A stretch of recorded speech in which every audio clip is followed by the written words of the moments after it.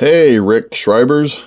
It's a pleasure to have you guys call me. I was just talking about you the other day and said I need to get a hold of you. Couldn't believe it was already February. As you can see here, we are in a winter wonderland. It has been extremely wet this winter. So not only have we had this snow day that we had, which was cool, but we also had a ton of rain. A lot of work when it rains and slows us down. But Rick Jr. asked about the insurance. Yep, sure do. Got it here. We're also covered by Airbnb and covered by HipCamp. And HipCamp is basically the Airbnb of camping sites. People go to find camping sites. A lot of overlander, a lot of people living in their RVs doing stuff. And we definitely have campsites. We've got several of them. This is our top one, the Saguaro here. And this is my Rick Sr., I did the architecture on this. I built this. This is my first thing I ever built, is an outhouse. It's been great. It's actually worked wonderfully.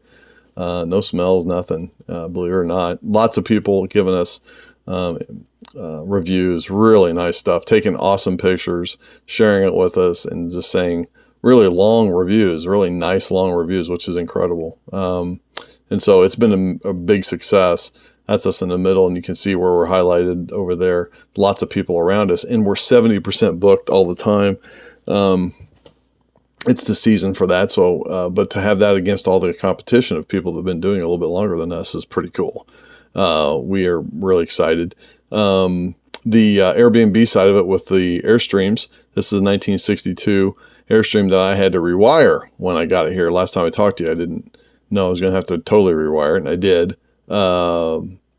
And we pulled it over to its new home over by the deck I had built for a building I was going to build on the deck. And we realized, really pretty, deck really ugly, and also sagging. The guy that built it didn't build it right. And it wasn't me, because I definitely wouldn't build it right. But really disappointed. And I was just beside myself and didn't know what I was going to do. I was like, I got to rebuild this and shore it up. But we had a friend we met, Arnie Levang, who is a master carpenter.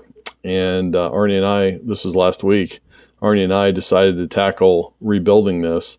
And he is a guy that can build anything. Boats, he's done it all. He lived in Seattle, lived in Alaska, was a miner up in Alaska for years, and a carpenter. And just really talented, intellectual guy, just super smart. And knows more about the structure of wood.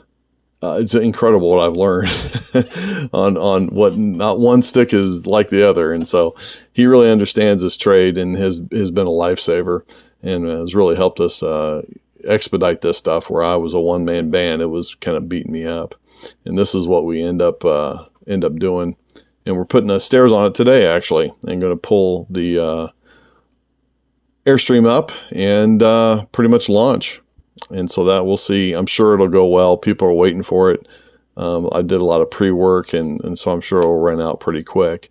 And that's it behind some trees there. We'll pull it over by the deck. But this is the Aven. Aven is like the competitor to the Airstream. This is a 1977. This thing is ready to rock. It's like a spaceship. It's so cool. It's already got power on it. We're going to pull that down to the other deck and kind of tweak that deck too, because guess what? The other guy built that too. And we're just going to launch them roughly at the same time. We'll have about 3 months where we'll be able to rent them out, which is fine. This is above the wedding venue, Rick Sr. You were asking me about the wedding venue. This is an area that we can actually have ceremonies. I know it's going to be kind of hard to envision, but we're going to build concrete rock steps up to this place. So from the wedding ceremony or wedding like dinner area, but this is what they could be taking pictures of, having a ceremony right there.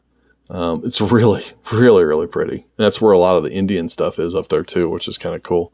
Coming up here is a little video of like the general area. Just is not as colorful. My phone doesn't do a great job, but this is this really big area we cleared, and we're going to cut out the scrub, and we'll pop lights in places so it lights up the rock. And we even used it as a campground because we needed extra people that last weekend. There was tons of people here. And this is just a general area. We'll clean it up, landscape it, cut these big ugly trees down, and put some white pillars or something like that over there. It'll be really pretty. This is just a neat area. And if you look about halfway in the mountain down to the ground there, that's where this natural rock staircase is over in there. And when you get at the top of that little hill, you'll see that big yellow, those saguaro, that picture I just showed you is really pretty. So it gives you an idea of what it could look like if you're under a structure, and brings it to life, makes it really pretty. Wedding venues, my brother is kind of spearheading that, but he's had some health problems. He had cancer in April, and he's clean, he's doing great, but that slowed us down. He's been spearheading that, and it's a big business. These guys came out. My buddy who's got leaning against a tree is Dusty Crary, and he's a highly decorated Vietnam War veteran, Distinguished Cross. I mean, these guys are all part of the 1st Cav Delta Company Recon Division. And John Gergolis is the guy right down the lower right hand with his hands on his knees. He was a colonel who was head of all of that they did in secret, but also part of Operation Greenlight, which just got declassified 2 years ago. And Business Insider did a article on it. The guy next to John in the red is Doug Warden. We're going to talk about him in a second, but behind him, right directly in the black vest, is Lieutenant Colonel Chuck Rose.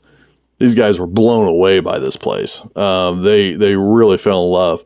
Well, Colonel Chuck Rose is this guy.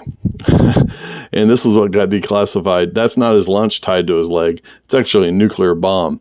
He came to me and said, I want you to have the rights to my story and all the stuff that we did and to make a movie. And I said, well, I'm in the middle of building a ranch. He goes, when you get that done, let's do that. I said, okay, cool. So I have the rights to his story. But now these guys are getting involved in the ranch too. Doug, they're in the red, and Chuck both want to.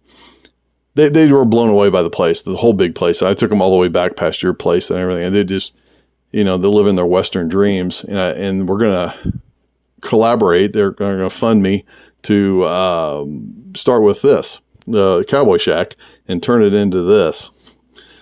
And I do have access to a wagon like that, which is pretty cool. And that'll be a great Airbnb. And then we're going to do the livery. This is another one we want to do. And that's Dusty and I he's going to fund that.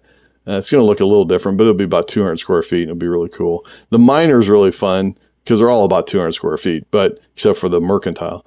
The miner's really cool because, like I said, Arnie was a miner. I mean, we're going to hook up a sluice and actually be able to pan for gold. People come stay, pan for gold, and it'll be really cool. And if we find gold, that'll even be better, right, guys?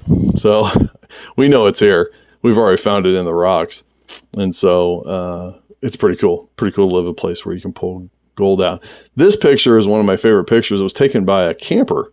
It's up in the cave. I'm like, I can't believe I didn't ever take this picture, but really love this picture, and it gives us an opportunity to go, presto, this is what we want it to look like. And from a distance, you'll see a little town of Gunsight and some teepees. That's where the actual Avian's going to go, but we'll pull that out there and put it somewhere else, and we'll put a little teepee village there. And that's all Airbnb. And from what I can tell in the trends, it'll just be booked all the time. I mean, summer may be a little slow, but once we get these up and going, we should be rocking, and we're close. I mean, we're getting closer every day. So I'll call you later today, and we'll see what's happening. Talk to you. Bye.